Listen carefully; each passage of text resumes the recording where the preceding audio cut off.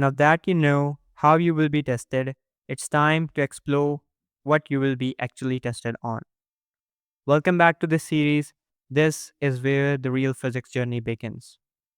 In this video, we will break down the six major topics in O-level physics 5054 syllabus, from the motion of everyday object to the forces that governs the universe, from how energy flows through wires to how stars are born. We are going to cover it all. We will go topic by topic, highlighting the key concept, formulas, and most importantly, what the examiners are really looking for. So, this is your roadmap through the physics content. Grab your pen, open your notebook, hit the subscribe button, and let's get into the heart of physics, starting with motion, forces, and energy.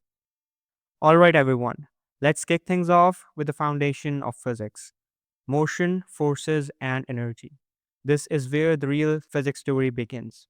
Think about how a car speeds up, slows down, or how you push a shopping cart. All these actions are governed by Newton's law of motion, which you will study in this section. You will start by learning the basic concepts of speed, velocity, and acceleration. For example, a question might show a velocity time graph and ask you to calculate the acceleration. The examiners expects not just to correct calculate, but also to use the correct unit, which is meter per second square for acceleration. Then comes Newton's three laws, and yes, you need not only to state them, but to apply them to real life scenarios. A classic question might ask, explain why passenger lunges forward when a car suddenly stops. That's Newton's first law in action. Next, we will get into work, energy, and power. Knowing the formula of power is equivalent to the work done divided by time, and be ready to apply these formulas in real life scenarios. One past paper question asked, a motor lifts a weight of 100 Newton through a height of 5 meter in 10 seconds. Calculate the power. The examiner wants your working clear, show the correct unit, that is watt. Lastly, you will look at energy conservation and energy conversion. Diagrams showing energy transformation are common. Know how to complete or interpret a Sankey diagram, and remember energy is always conserved. It just changes its form. Whether you're dealing with a falling body, a pendulum, or a roller coaster. Understanding how energy shifts between potential and kinetic is the key. What do examiners look for in this session? It is the clarity, the correct units, application of the formula, and understanding of the basic physics principle. Don't memorize, understand why. Because when a question throws a new scenario at you, you will need to think like a physicist to figure it out. The next session is thermal physics. It welcomes you to the world of heat. In this theme, you will dive into how temperature changes things.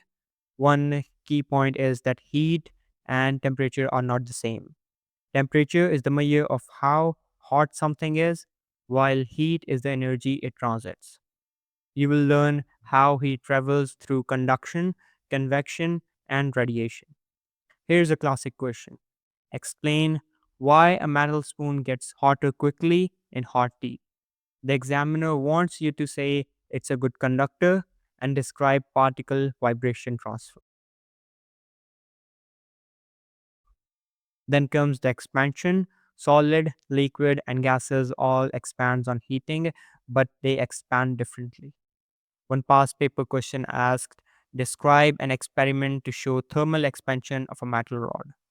The examiner is looking for a clear setup, maybe with a rod, a pointer, and a flame, and a logical explanation of how this setup is going to show the thermal expansion of a metal rod. Gas laws comes next. Pressure, volume, and temperature are always interrelated. You will use equation like Boyle's law. For instance, a gas is compressed at constant temperature. Explain what happens to its pressure. You must relate pressure to particle collision. Examiners love questions with graphs. The temperature time graph or pressure volume graph, you will need to describe, interpret, and sometimes sketch them. understanding latent heat, like melting and boiling without temperature change. The examiner wants to see more than definitions. They want application and understanding. So practice describing processes and linking them to particle behavior. Use scientific terms and always include the unit. The next theme is waves. Now let's make some noise and light. This theme covers wave properties, sound, and light. It begins with basic terminologies like wavelength, frequency, amplitude, and the wave speed. Don't just memorize the definitions, know how to use the wave equation. That is, wave speed is equivalent to product of frequency and the wavelength. For example, a past paper question might give you frequency and wavelength of a wave and ask for the speed. Show the formula, plug in the values, and label the answer with meters per second. You will then study transverse and longitudinal wave. Light is a transverse wave, sound is a longitudinal wave. A common question here is that describe the difference between the two using a diagram. The examiner wants labeled and clear diagrams. Reflection and reflection are the next. You will use ray diagrams to show how waves behave at boundaries. For instance, draw a ray diagram showing refraction through a glass block. Don't forget to label the normal, the angle of incidence, and refraction, and show bending towards or away depending on the speed. Sound travels through vibration.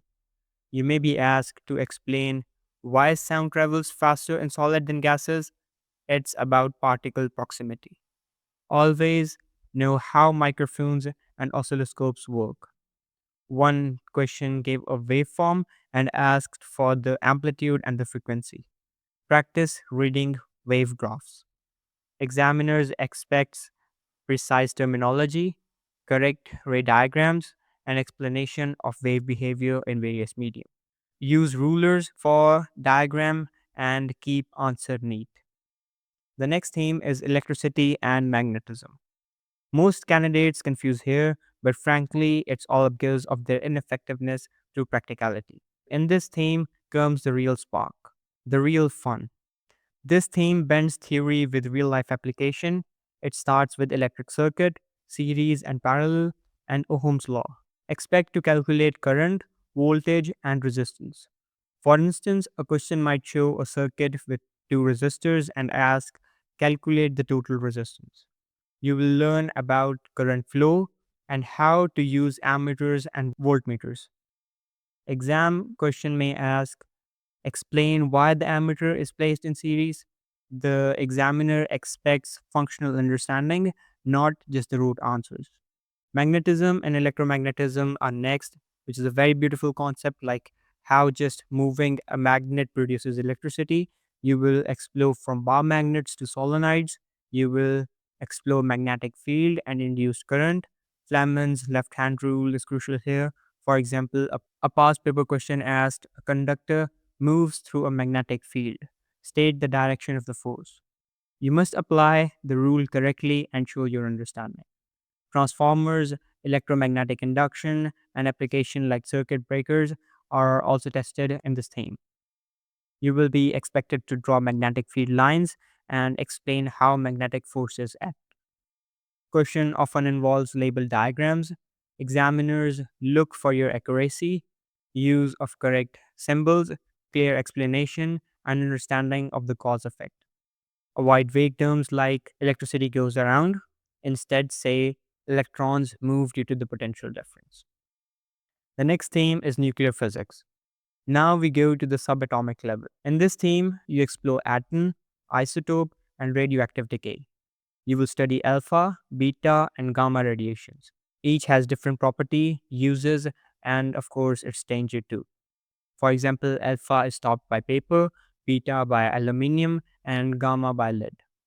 A common question here is that compare the penetrating ability of alpha and gamma radiation. The examiner wants clarity and accurate comparison. You will learn about half life. Graphs showing decay over time are common. For example, one question asked, determine the half life from this graph. You need to find the time it takes for radioactivity to half. more than once. You will also explore application using radiation for cancer treatment, sterilizing equipment, or detecting leaks.